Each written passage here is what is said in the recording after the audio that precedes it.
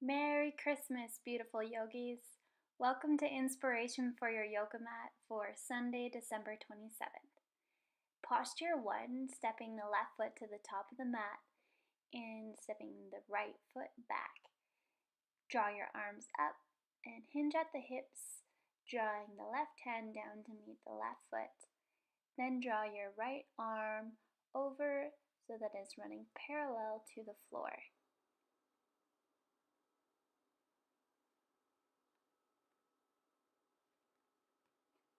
Feel this stretch on the right side of the body, keeping your hips open and your chest shining forward.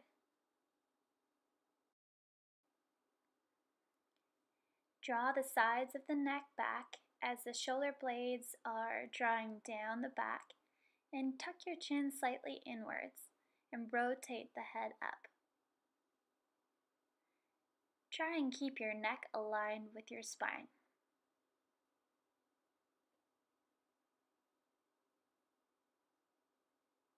Draw your body back up. Swivel your feet. Then extend your right arm forward, hinging at the hips. Same stretch on the opposite side. Posture 1, triangle pose, helps us to align our legs, our hips, and our arms.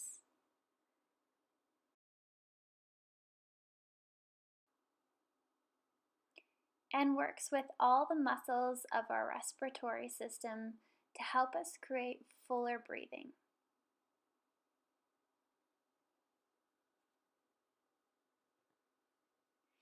Today's sequence is going to utilize our core region quite substantially. So while you're moving through these postures, remember to keep that core engaged and draw that belly button back to the spine for added strength and stability.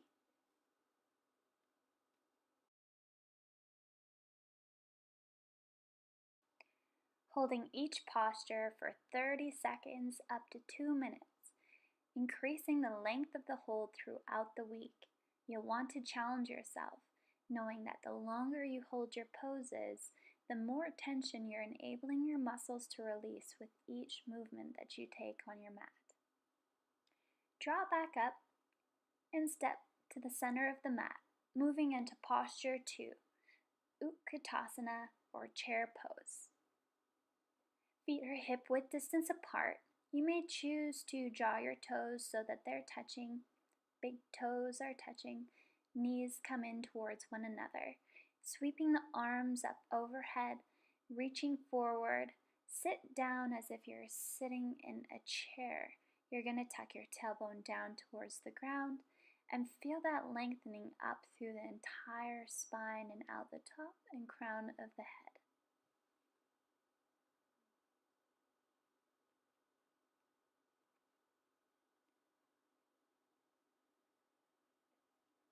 As you're stretching up and out through the fingertips, allow yourself at the same time to draw the upper arm bones back into the shoulder joints. Keep your chin parallel to the earth and relax your shoulders down and away from the ears. Your gaze is drawing out towards the horizon.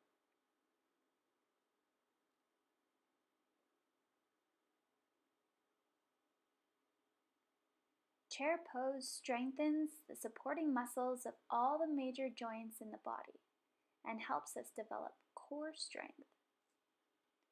As we release and fold forward, we'll move into posture 3, a variation of downward facing dog.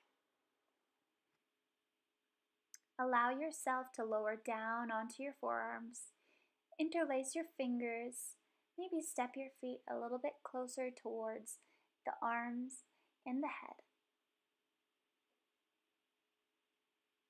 Stretching out the back side muscles of the legs. Here you may choose to take some bends in the knees just to warm this area up. Allow your neck and head to fully relax down towards the floor. Feel your shoulder blades drawing up and away from the ears.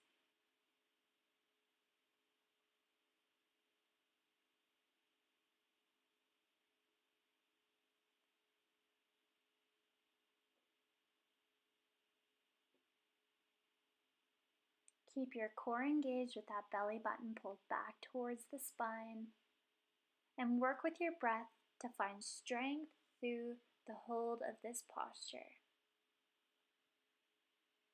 This variation of downward dog helps us to create balance between our upper and lower body and strengthens our upper body through the shoulder region. Let's rise up into a low runner's lunge on the left side. Stack your left knee over top the left ankle, sweep the arms up overhead, and then draw your hands and gaze back to the wall behind you. Posture for a variation of runner's lunge. Feel that opening in the right hip flexor as the top of the lower part of the right leg and foot is pressing down into the ground. Core is engaged. Feel that lengthening in the spine as your fingers draw up and back behind you.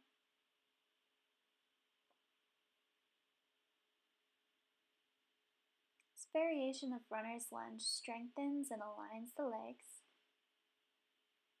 and opens the hip joints. Release and allow yourself to experience this variation of runner's lunge on the right side of the body. Again, right knee is stacked over top the right heel.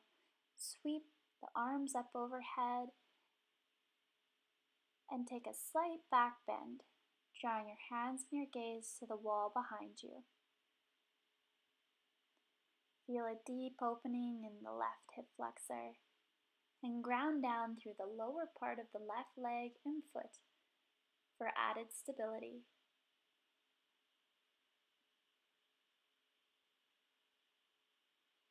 If you experience any knee pain, you may feel free to place a pillow or a blanket underneath your resting knee. Release and prepare for posture 5. Let's get that core fired up just as promised. A variation of seated boat pose. Resting back on your sit bones, lean slightly back, arms are out extended, and reach your legs up towards the roof. Your legs are going to be split apart. This is a wide-legged variation of seated boat. Keep that core engaged. Take your gaze over top the tops of the toes. Sit up as tall as you can. As you inhale, feel that lengthening in the spine. As you exhale, ground a little bit firmer into the posture. Intermittently throughout this hold, you may choose to take a bend in the knees and come up into a different variation of this seated boat pose. Once you gain your balance in your center, extend your legs back up and challenge yourself. See how long you can hold.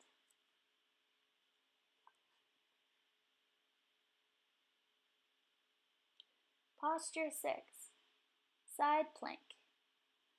Starting with the right hand planted down, extend the legs out and then draw your left leg up in front for added support. You're pressing your left hip up towards the roof. Keep your shoulders stacked, your arms stacked vertically on top of one another.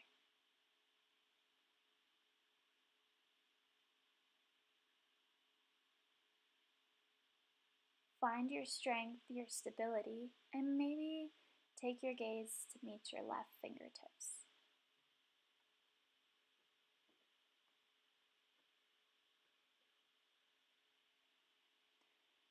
Let's release and move through side plank on the opposite side, extending the right hand up overhead and drawing the right leg out in front. Press your right hip up towards the roof and keep that core engaged. Side plank, of course, is increasing our abdominal strength and helps us to firm and tone our entire body.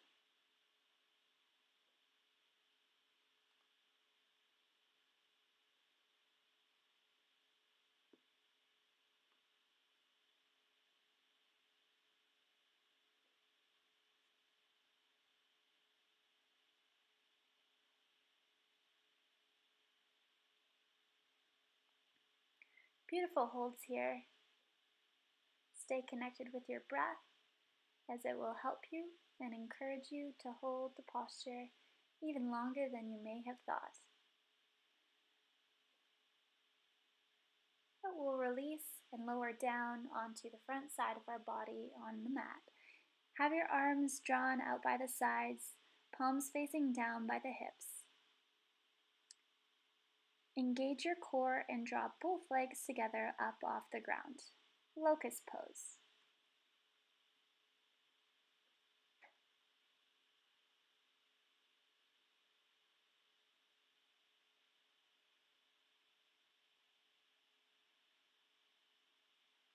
Feel yourself lengthening through both legs.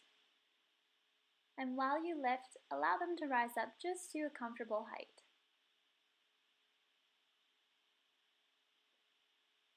Ground down through your pelvis and feel your pubic bone pressing down into the mat. Keep your whole body firm, lengthened, strong, and stable. Locust pose is amazing to strengthen the back side of the body, and it also massages the abdominal organs within. Let's release and move into our last posture of this week. We have two options here. The first is bridge pose. So we'll begin with our knees bent, heels are close to the sit bones, arms are like robot arms, fingertips pressing up to the roof. We're going to press through our feet, the back sides of our arms, and hips are going all the way up to the roof. Allow your upper weight to rest on the top line of the shoulders. Keep the neck and back of the head resting down into the mat.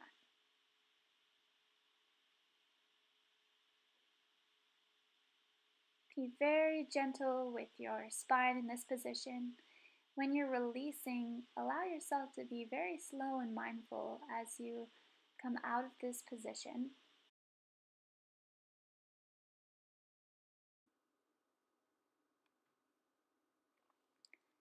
The second option for our last posture of the week is wheel pose. With your hands planted just above your shoulders, press through your palms and your feet to reach your hips up towards the sky.